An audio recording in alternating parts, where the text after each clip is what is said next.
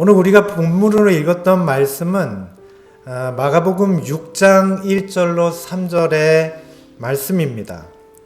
예수께서 그곳을 떠나서 고향으로 가시니 나사렛이죠. 제자들이 쫓으니라.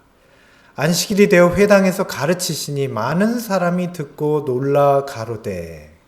예수님께서 나사렛에서 회당에 가셔서 그 나사렛 사람들에게 구원의 복음을 전하시는 내용이죠. 예수님은 정말 좋은 분 아닙니까? 여러분 그렇게 동의하실 수 있죠. 그리스도를 안다면, 누구든 그분을 깨닫고 만났다면 그렇게 말할 것입니다. 그런데 우리가 왜 그분을 거절해요? 이렇게 좋은 분인데. 그럴 리가 없을 텐데요. 자, 그런데 이런 일은 현실에서는 비일비재하게 일어나는 일이에요. 얼마나 많은 사람들이 갖은 이유로 예수님을 매몰차게 거절하는지요. 그분이 이렇게 좋은 분임에도 불구하고 어떤 이유로 그분을 거절하게 되는 것입니까? 자, 기독교 신앙이라는 것은 어떤 면에서 종교 가운데 가장 부담이 없는 종교예요. 자, 옛날에 대한민국이 철저한 유교 사회일 때 홍동백서 아주 중요한 거죠. 색깔 바뀌거나 순서 뒤집어지면 큰일 납니다. 제사가 얼마나 많고 구별하고 가려야 할 게 얼마나 많은 세상이었어요. 자, 그런데 기독교라는 신앙은 정말 편리해요. 이제부터 우리 기독교입니다. 제사 안 지냅니다. 그걸로 그냥 끝이에요. 물론 그것 때문에 반대도 엄청나게 많았습니다. 그런데 그냥 안 지내는 게 아니고 합당한 이유와 논리 체계가 있어요. 왜 제사를 안 지내는지. 그러니 정말 좋게 느껴지죠. 부담을 줄여주는 종교 아니에요? 게다가 이 기독교의 구원의 교리는 얼마나 단순하고 간편합니까? 믿기만 하면 모든 죄를 용서받고 새로운 삶을 시작할 수 있다는 겁니다. 그런데 이런 편리하고 좋은 종교를 그럼 세상 사람들이 다 믿어야 될 텐데 현실은 그렇지가 않죠. 사람들은 예수 믿는 것을 어렵게 생각합니다. 왜 그럴까요? 심지어는 오래도록 그리스도인이라고 불리는 사람들에게도 예수님을 믿는다는 게 어렵게 느껴질 때가 있어요. 이미 기독교 신자로 몇 대째 살아오고 있는데도 그럴 때가 있어요. 언제 그렇습니까? 예수님만 전적으로 믿으라고 할 때. 왜냐하면 기독교라는 교리는 정말 단순하고 간단하지만 거기에는 이 복잡한 세상을 살면서 우리가 그렇게 단순해지려면 버려야 할 게 많아요. 그래야 단순해지거든요. 그러니까 믿기만 하면 된다는 그 단순한 진리 속에 복잡한 세상을 등지고 반대로 살아야 한다는 엄청난 무게가 부담감으로 들어오는 거예요. 그러니까 세상 사람들이 그렇게 쉬운 예수 믿음을 반대하는 것이죠. 자, 같은 이유로 오래도록 기독교 신자로 살았다 하더라도 전적으로 예수님만 믿으라고 하면 부담을 느끼는 거예요. 예수님만 믿으라고? 그거는 좀 아닌데. 예수 좋지만 예수님만 믿을 수는 없지. 그게 복잡한 세상을 사는 우리들의 논리예요. 구원은 간단하지만 기독교 신앙은 이렇게 단순하지만 그냥 단순히 간편한 그런 종교가 아닌 거죠. 세상이 복잡해진 데는 이유가 있죠. 그런데 그 복잡한 세상으로부터 떠나려고 하니 우리의 마음에는 갈등도 있는 것입니다. 그러면 우리는 어떻게 해야 예수를 믿을 수 있을까요? 오늘의 주제는 이 의문에 대한 우리의 생각을 바로잡아 주는 것입니다.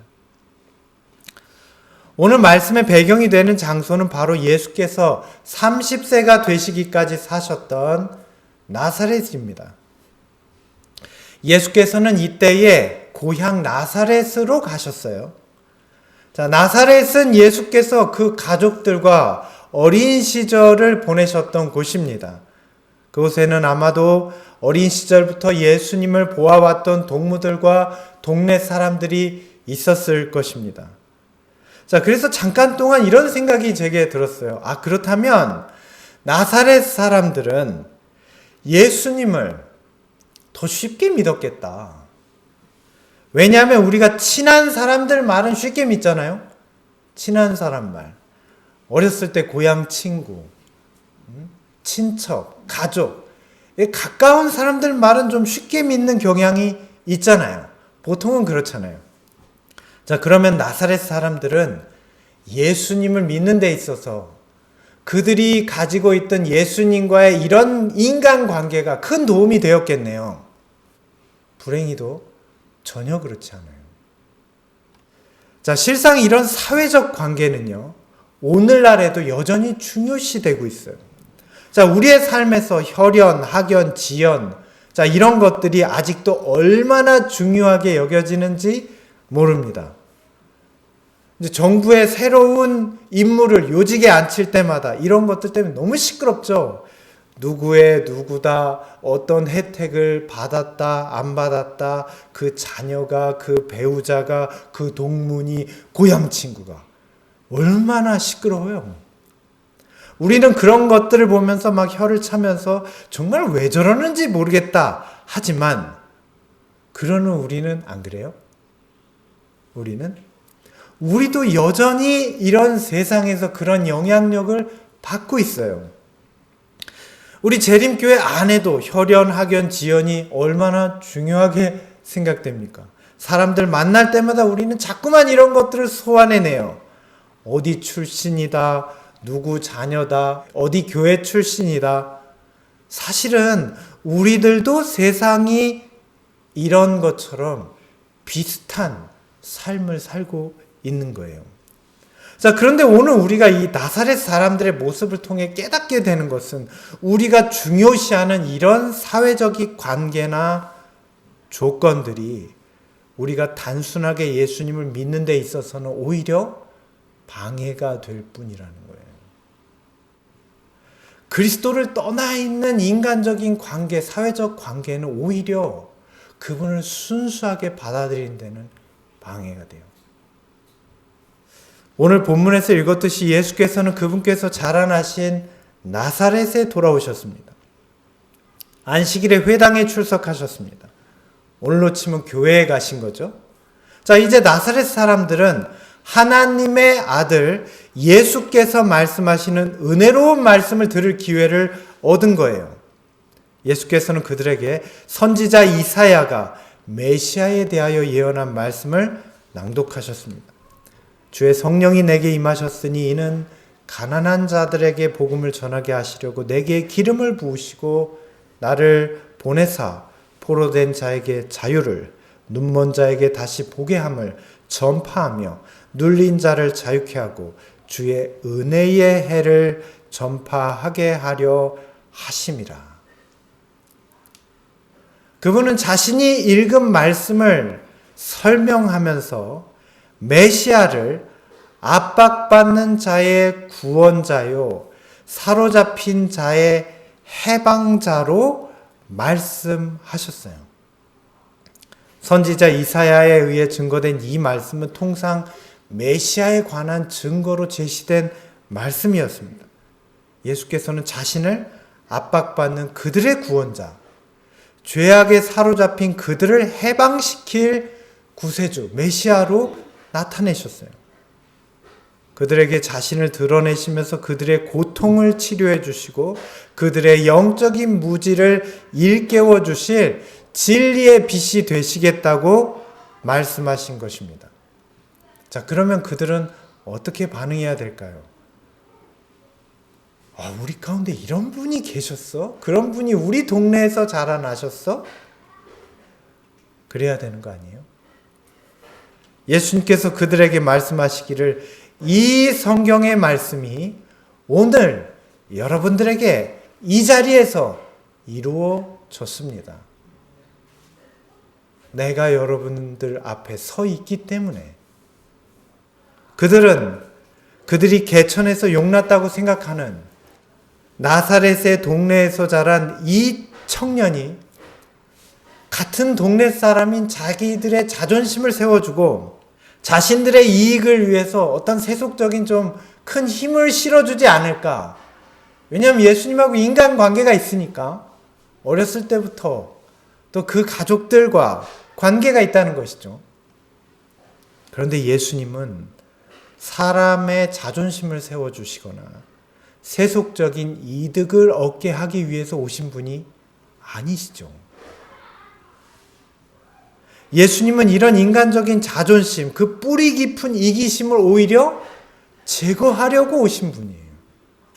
예수님은 이런 세속적인 굴레에 묶인 사탄의 굴레를 끊어버리시려고 오신 분이에요.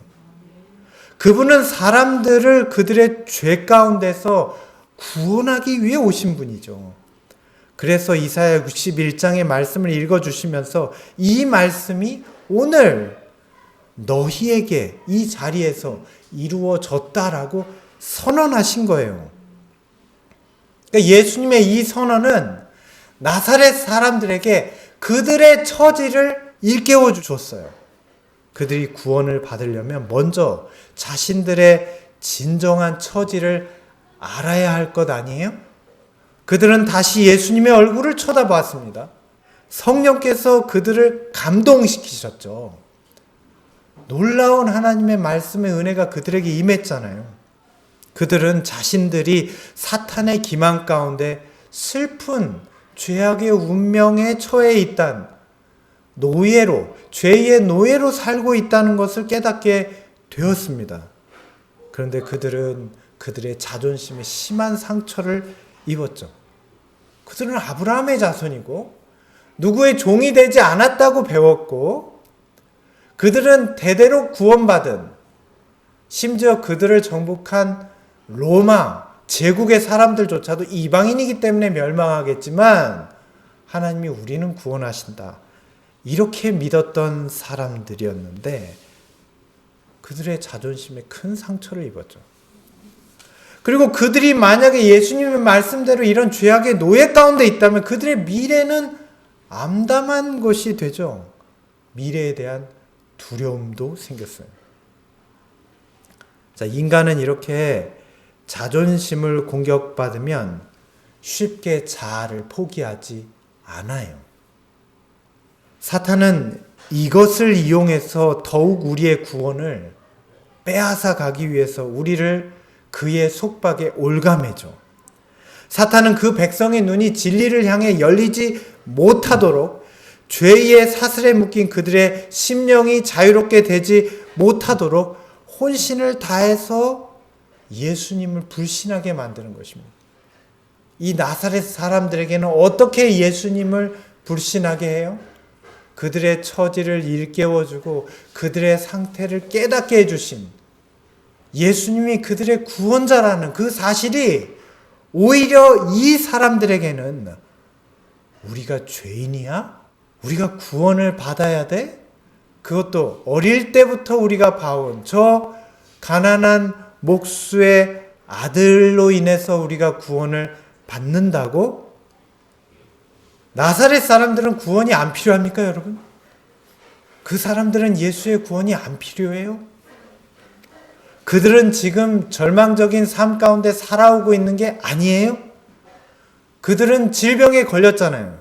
그들도 가난하잖아요.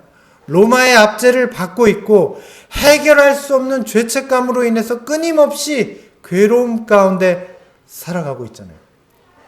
그런데 그들을 구원하실 하나님의 아들께서 오셨는데 그들은 이 유일한 희망을 거절할 이유를 찾는 것입니다. 그들의 양심이 괴롭기 때문에. 나사렛 사람들에게 예수님에 대한 사회적인 관계, 그분과의 물리적인 관계는 오히려 예수님을 영접하는 데 방해만 됐어요.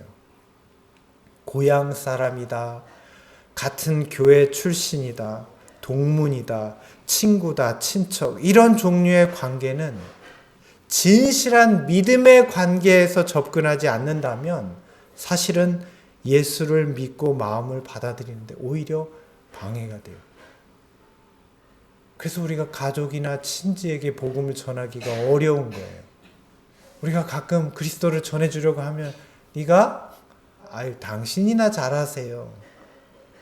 어려운 거예요. 지금 그들이 거절한 분은 누구입니까? 그들을 죄로부터 구원하실 유일한 하나님의 아들 아니십니까? 그러나 그들은 그들의 양심을 찌르는 성령의 감동을 자존심으로 눌러버렸어요. 내가 그래도 유대인인데, 내가 어디 출신인데, 내가 저 사람 어릴 때부터 아는데 그 가난한 목수의 아들이 아니냐 하면서 예수님을 구주로 받아들이지 않는 것입니다. 그들은 그분을 유년에서 청소년으로, 청년에서 장년으로 자라나는 것을 보았다. 그분의 생애가 비록 흠이 없었지만 그들은 그분을 약속된 자로 믿으려고 하지 않았다. 아마도 세상에 어떤 위대한 군주나 유력한 사람이 와서 이사야 61장 말씀을 읽었다면 그들은 아마 메시아로 받아들였을 거예요. 그들의 자존심을 세워주니까, 세속적인 유익을 채워줄 거라고 기대하니까 그들은 자신들의 운명이 그런 것에 달려있지 않다는 것을 깨닫지 못했습니다. 그들은 어려서부터 순종의 생애를 사셨던 예수님을 보았고 죄와 싸워서 승리하시는 예수님의 생애를 목격했지만 그분의 이러한 삶의 모습을 통해서 하나님의 품성이 그분을 통해 나타난다는 것을 조금도 깨닫지 못했어요. 오늘 우리는 알아야 되겠죠. 예수께서 살아가신 나사렛에서의 유년 시절, 청년 시절, 그건 예수님께 필요했기 때문에 예수님이 그렇게 사신 것이 아니에요. 우리에게 필요한 삶을 예수님이 사신 거예요. 우리가 보라고. 우리가 그 모습을 보고 깨달으라고. 나를 대신해서 살아가셨다는 것을 우리는 분명 알아야 합니다. 우리가 예수님의 사신 삶을 들여다보지 않고는 우리는 결코 구원에 이를 수가 없어요. 우리는 끊임없이 예수님의 생애를 들여다봐야 합니다. 왜 그분이 거기 계셨는지, 왜 그분이 그런 모습과 그런 생애를 살아가셨는지, 그분은 왜 가난하셨는지 우리는 그걸 다 들여봐야 돼요. 왜냐하면 예수님이 자기를 위해서 그렇게 사신 게 아니라 바로 그들을 위해서, 나사렛 사람들을 위해서, 더 나아가 우리를 위해서 그렇게 사셨다는 거예요. 실제로 예수께서 지나오신 동네들 가운데는 병자들의 앓는 소리가 들리지 않았답니다. 예수님이 다 고쳐주셨기 때문에. 그분을 찾는 사람은 단 한 사람도 예외 없이, 그것도 일일이 그들을 불러서 어디가 아픕니까? 얼마나 고생했습니까? 얼마나 괴롭습니까? 하나님이 당신을 사랑합니다. 말하시면서 하나님의 품성을 그대로 보여주시는 거죠. 나사렛 사람들도 예수께서 이 땅에 오셔서 이런 행하시는 일들을 통해서 그분이 하나님의 품성을 나타내시는 분임을 알 수 있었어요. 실제로 본 사람도 있었어요. 그들 중에. 예루살렘에 갔으니까. 그런데도 그들은 세상의 구원자로 오시는 예수님을 저 사람은 목수의 아들이 아니냐 하면서 그분을 멸시하고 그분의 능력을 의심하였습니다. 어떻게 저 사람에게서 저런 지혜가, 저런 기적들이 나타나는가? 어떻게 저런 일들을 행할 능력이 생겼을까? 어디에서 났을까? 이런 나사렛 사람들 정말 악한 거죠. 왜냐하면 하나님의 아들의 능력을 의심하니까. 그걸 보고 하나님의 아들임을 깨달아야 되는데 반대로 그들은 어떻게 저렇게 하지? 라고 하나님의 아들의 능력을 의심하니까요. 아무 대가 없이 그 자비를 베푸시고 하나님의 품성을 나타내시는 분을 반대하고 그분의 능력을 의심하는 일은 누가 하는 일이죠? 마귀가 하는 일이죠. 이런 불신의 마음을 가진 사람들에게 예수님은 아무것도 하실 수가 없었어요. 아무것도. 믿지 않으니까. 오히려 예수님의 존재가 그런 나사렛 사람들에게는 그들의 숨겨진 마음의 이기심을 드러나게 했어요. 그들이 얼마나 이기적이고 얼마나 악한 마음을 가지고 있었는지를 나타내 보여주었어요. 예수께서는 그런 그들에게 이렇게 말씀하셨습니다. 엘리야 시대에 3년 반 동안이나 하늘이 닫혀 비가 내리지 않고 온 나라에 심한 기근이 들었을 때 이스라엘에는 과부가 많았지만 하나님께서는 엘리야를 그들 가운데 아무에게도 보내지 않으시고 다만 시돈 지방 사렙다 마을에 사는 어떤 과부에게만 보내주셨다. 엘리야 시대에 그들에게 내렸던 기근은 그들의 불순종에 대한 심판이었어요. 자, 그러나 하나님께서는 그 가운데 순종하는 백성들을 구원하실까요? 구원하시려고 하시는 거죠. 구원의 빛을 갈망하는 자들을 찾으시고 구원하시는 것입니다. 그런데 이스라엘 나라에 얼마나 많은 구원받아야 될 백성들이 있었겠어요? 그렇지 않아요? 그런데 선지자 엘리야를 통해 하나님의 구원을 경험한 사람은 이스라엘 사람이 아니었고 이방인이었습니다. 그들은 이 사실에 분노했어요. 나사렛 사람들은 자기들은 아브라함 자손이고 유대인이기 때문에 당연히 구원받아야 하는데 과거의 역사가 그걸 증명하는 거예요. 하나님은 오히려 이방인을 구원하셨다고. 왜 그렇습니까? 어떻게 이럴 수가 있어요? 일주일에 2번씩이나 금식하고 안식일을 지키는데 어떻게 저렇게 술이나 퍼마시고 제멋대로 살고 있는 이방인들이 구원을 얻을 수 있는가? 어떻게 우리랑 똑같을 수 있지? 이방인은 구원 얻으면 안 됩니까? 하나님은 누구든지 회개하고 돌아오는 사람 구원하시잖아요. 그게 그분이 은혜의 하나님이라는 증거이죠. 그런데 자기들만 구원받고 남은 안 된다는 논리는 얼마나 이기적인 거예요. 우리도 그럴 수 있습니다. 진실한 믿음과 관계없는 세속적인 관계들은 오히려 구원에 방해만 돼요. 예수님과 관계없는 혈연, 지연, 학연, 오히려 주님을 영접하는 방해가 됩니다. 만약 오늘 우리가 오래된 재림신자라면 혹은 모태 교인이라면 때로는 도움이 될 수도 있겠지만 이런 관계가 예수님과의 진실한 만남에서 떠난 것이라면 오히려 믿음을 얻는데 방해가 될 수 있습니다. 오늘 우리를 구원에 이르게 하는 참된 믿음은 우리에게 얼마나 많은 빚이 주어졌느냐가 아니에요. 이 여인은 자신이 받은 빚을 쫓았으며 하나님께서 당신의 선지자를 통하여 보내신 더욱 큰 빚에 마음의 문을 열고 있었기 때문에 은총을 입었다. 오늘 우리에게도 여러 작은 빚들이 하나님의 은혜로 주어졌습니다. 때로는 설교가 그런 작은 빚일 수 있어요. 유튜브에서 나오는 말씀들도 그런 작은 빚일 수 있겠죠. 예언의 신도 그렇습니다. 성경도 그럴 것입니다. 그러나 이 모든 작은 빚들은 우리를 큰 빚 되시는 예수님께로 인도해 주는 거예요. 참된 믿음이란 어떤 이론이나 교훈이 우리에게 있다는 것 때문에 믿음이 있는 게 아니고 우리가 그것으로 인해서 큰 빚 되시는 예수님께로 갔는지 안 갔는지가 우리에게 믿음인 거예요. 느낄 줄 아는 마음과 믿고자 하는 신앙을 가졌던 자들은 선지자들을 통해 하나님의 능력의 증거들을 볼 수 있는 특별한 은총을 받았다. 성령의 감동을 느낄 줄 아는 마음이 믿는 마음이에요. 믿는 마음은 성령의 감동을 느낄 줄 아는 마음이에요. 때로는 양심을 찌르시고 때로는 눈물을 흘리게 하시고 때로는 마음이 불편하게 하시고 때로는 기쁘게 하시는 그걸 느낄 줄 아는 마음이 믿는 마음이에요. 우리가 예수의 증거로 주어진 모든 작은 빛들을 통해서 무엇이든 큰 빛 되시는 예수님께로 이끌리게 한다면 이 모든 것은 예수 믿음이 됩니다.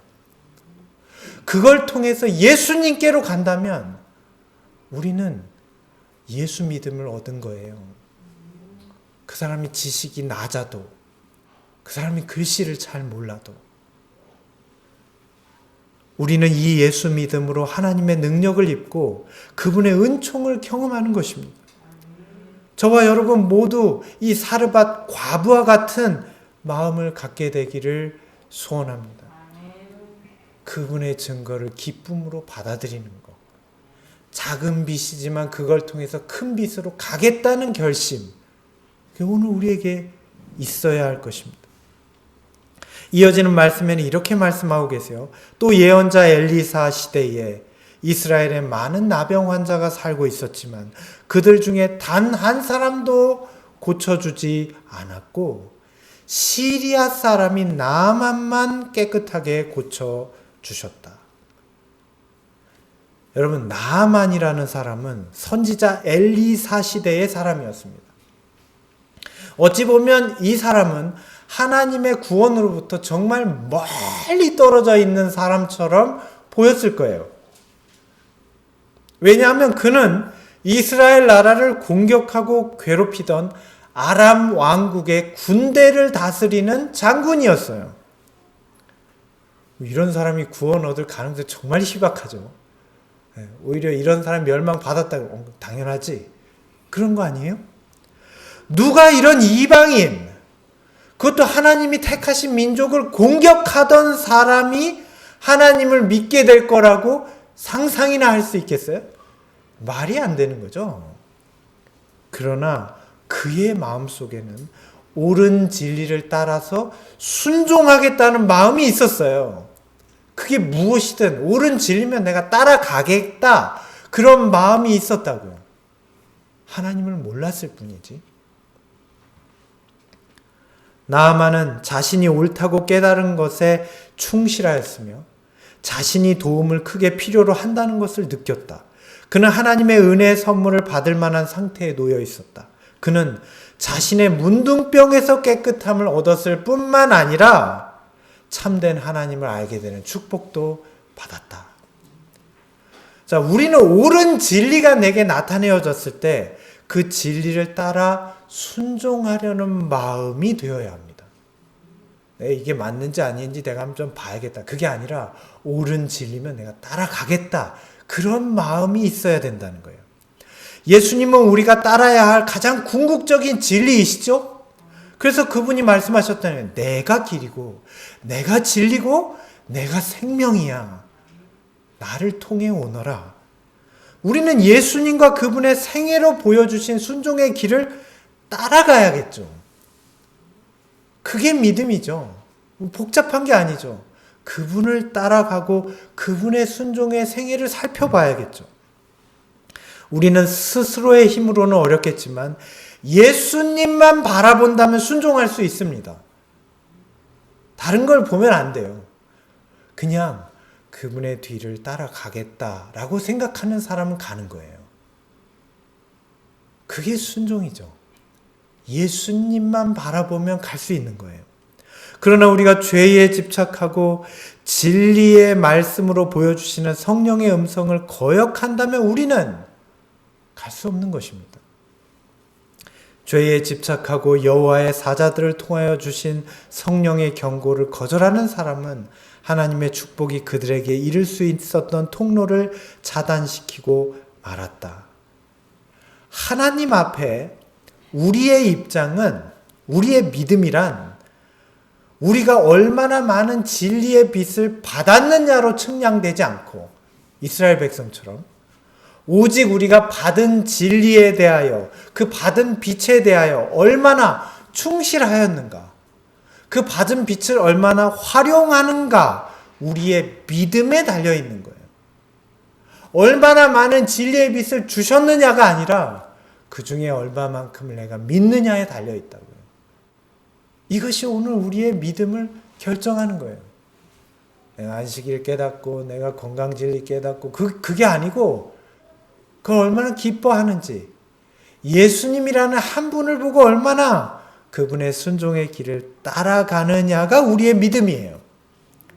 우리가 많은 빚을 받았다면 우리는 더욱 분명하게 예수님을 믿게 될 것이고 그분의 삶은 우리의 삶에서 빛으로 나타날 것입니다. 내가 얼마나 많은 설교의 말씀을 듣고 얼마나 많은 말씀을 읽었느냐에 우리의 믿음이 달려있지 않고 내가 얼마나 진실하게 회개하고 내가 그 말씀으로 얼마만큼 예수님을 깨닫고 그분을 의지하는가에 우리의 믿음이 달려있는 것입니다. 곧 예수라는 큰 빛이 내 삶에서 성령의 열매라는 작은 빛으로 나타내게 될 때 이게 오늘 나의 믿음이에요. 예수님이 나의 삶을 통해서 빛나고 계신 거예요. 나사렛 사람들은 예수님의 말씀을 통해 숨겨진 그들의 편협함과 이기심이 들통났고 하나님의 품성에 대한 그들의 편견에 큰 상처를 입었습니다.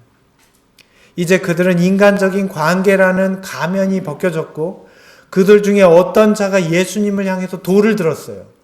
엄청난 일 아니에요? 하나님과 가장 친하다고 공언하던 백성이 이제 그들을 구원하시기 위해 오신 하나님의 아들을 향해서 돌을 들었다고요. 이게 악이죠. 사탄의 세력은 그들의 영적인 눈을 가려버렸고 예수님을 미워하게 하였습니다. 천사들은 예수님을 그 미친 군중으로부터 보호하여 안전한 곳으로 인도하였습니다. 예수께서 나사렛 회당에 서셨던 그날은 하늘의 구원을 받아들일 나사렛 사람들에게 절호의 기회죠. 마지막 기회였어요. 예수님께서는 그들을 구원하기를 열망하셨습니다. 그러나 그들은 진리를 향해서 눈을 감아버렸어요. 그들은 사탄의 마력에 동화돼서 이기적인 편견과 세속적인 안목으로 예수님을 바라봤습니다. 그리고 이렇게 말하며 예수님을 거절했어요. 이는 그 목수의 아들이 아니냐. 예수께서는 깊은 불신 가운데 들어앉아 있는 그들을 구원하실 수가 없었습니다. 시대소망에는 정말 슬픈 말로 이 사실을 전하고 계세요. 예수께서는 마지못해서 그곳에서 떠나고 다시는 돌아오지 않으셨다. 이 얼마나 슬픈 말이에요. 저는 이게 세상에서 가장 슬픈 말 같아요. 어떻게 그 사랑 넘치시는 분이 마지못해서 거기를 떠나셔서 다시는 돌아가지 않으셨대요. 이거 완전히 가능성 없는 거잖아요. 우리는 결코 나사렛 사람들처럼 예수님을 떠나보내면 안 됩니다. 우리는 당연히 예수님을 영접하기를 기뻐해야 할 것입니다. 그분의 나라를 사모해야 하고 그분의 구원에 감격해야 합니다. 이것이 예수 믿음 아니에요? 너무나 쉬운 거죠. 예수님이라는 길과 진리를 받아들이고 그분께로 걸어가면 생명이에요. 오 그리스도께서는 이스라엘에게 진리의 귀중한 보화를 공개해 주시기를 얼마나 갈망하셨나. 그러나 하나님의 나라에 대한 진리를 그들에게 나타내는 것은 불가능했다. 그들은 자신들의 교의와 무용한 의식에 집착해 있었다. 그들은 생명의 떡을 옆에 놓아두고 가라지와 껍질을 위하여 그들의 힘과 그들의 금전을 소비하였다. 생명의 떡을 옆에 놔두고 껍데기만 붙들고 있는 거예요. 오늘 우리는 그러면 안 되겠습니다. 예수께서는 나사렛 사람들에게 그러셨던 것처럼 오늘 우리에게도 하늘의 귀한 진리, 성령의 은혜를 성경의 예언으로, 현대 진리로, 설교의 말씀으로, 수많은 전도자들과 선교사들의 고백으로 우리에게 전해주고 계세요. 그러면 우리는 어디로 가야 돼요? 예수께로 가야죠. 너무 분명한 거죠. 그런데도 우리는 종교적인 의식이나 인간관계 이런 것 등 알맹이가 빠져있는 껍데기에만 얽매여 있다고 생각한다면 우리는 믿음이라는 착각 속에서 살고 있는 거예요. 그건 믿음 아니에요. 믿음은 예수님께로 가는 게 믿음이에요. 주님께서는 이런 우리의 양심을 일깨우시고 예수님을 통해 나타난 하나님의 선한 품성을 깨닫게 하셔서 우리를 회개로 이끄시는 것입니다. 그리스도의 교훈은 그들의 품성의 결함을 드러내었고 회개를 요구하였다. 그들이 예수님의 교훈을 받아들인다면 그들의 행습은 변화되어야 하며 그들이 품었던 희망은 포기되어야 한다. 그들은 하늘의 영예를 얻기 위하여 인간의 영예를 버렸어야 된다. 진정한 변화는 믿음으로 예수님을 바라볼 때 시작됩니다. 그러면 진정한 변화가 우리의 마음으로부터 시작돼요. 예수님과의 만남이 기쁘고 말씀을 대할 때마다 감동되고 성령의 음성을 듣는 삶이 예수님을 믿음으로 바라보게 되는 삶이죠. 변화는 이런 예수 믿음을 가지면 시작되는 것입니다. 가장 큰 변화가 내가 예수님만 바라보고 그분을 믿고 살아가겠다고 생각하는 거 아니에요? 제일 큰 변화죠. 그거보다 더 큰 변화가 어디 있어요? 이거는 우리가 어떤 나쁜 습관을 끊는 것보다 더 큰 변화예요. 왜냐하면 예수님만 바라보겠다고 결심하고 살아간다면 나머지는 그분께서 이루실 거거든요. 예수 믿음을 가진 사람은 자신의 불의함을 깨닫지만 좌절하지 않습니다. 예수님을 바라보고 있잖아요. 오히려 그들이 이런 자신의 모습 때문에 예수님을 바라보니까 더 큰 소망을 갖게 돼요. 나 같은 사람에게도 예수님이 계실 수 있다니. 어마어마한 소망이 자신에게 있다는 걸 생각하고 마음이 엄청나게 기뻐질 테니까요. 지난 한 주 한 선교사님으로부터 메시지를 받았어요. 그분은 외방 선교 사업을 마치고 지금 시골 생활하면서 예수 재림을 기다리고 계신데 요즘은 아마 과수원 일을 배우고 있나 봐요. 젊은 사람이에요. 그러면서 이제 자기가 예수님과 동행한 경험을 이제 메시지로 이렇게 해서 보내는데 참 인상적이었어요. 그래서 그 내용을 오늘 좀 소개하고 예배를 마치려고 합니다. 제목은 접붙임이라는 거예요. 지난 일요일 개복숭아 나무에 살구나무 접붙이는 것을 배웠습니다. 배운 대로 하면 개복숭아의 겉표면을 자르고 살구나무의 눈을 떼어내어 접붙임을 하는 것입니다. 처음 하는 일이라 잘 되지 않았지만 매우 흥미로운 시간이었습니다. 그런데 접붙임을 하면서 정말 재미있는 사실을 깨닫게 되었습니다. 개복숭아 나무에 살구나무의 눈을 붙이게 되면 개복숭아 나무가 모든 영양소를 빨아당겨서 살구나무 눈에게 넘겨주어 나무를 키운다고 생각했었습니다. 그런데 사실은 개복숭아 나무의 뿌리가 땅에 있는 좋은 영양소를 빨아들이려면 살구나무의 눈이 에너지를 빨아당겨야 한다는 것입니다. 다시 말해서 개복숭아 나무 뿌리가 양분을 전달하는 것이 아니라 살구나무의 눈이 에너지를 빨아당긴다는 것입니다. 이러한 사실은 우리 믿음에도 똑같이 적용되는 것 같습니다. 죽을 인생인 우리가 온전한 생애를 살 능력을 끌어올릴 수가 없습니다.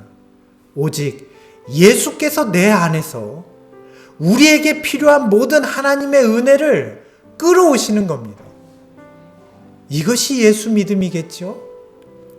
예수께서 우리에게 필요한 모든 것을 채워주실 것입니다. 내 안에 예수님이 계시다면, 내가 그분 안에 거한다면. 너무나 분명한 진리 아니에요?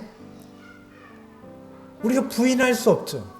우리는 막 내가 뭘 해야 될 것 같다고 생각했잖아요. 우리가 해야 될 유일한 일은 예수께로 가는 거예요. 개복숭아 나무 뿌리가 양분을 끌어당겨서 살구나무 열매를 맺는 게 아니랍니다. 살구나무 눈이 이렇게 작은데, 보이지 않는 것처럼 작은데 살구나무 눈이 엄청난 흡입력으로 개복숭아 뿌리에서 양분을 당긴다는 거예요. 핵폭탄보다 더 강한 힘으로. 무엇이 우리에게서 변화를 이끌어내는 거예요? 예수 믿음이죠.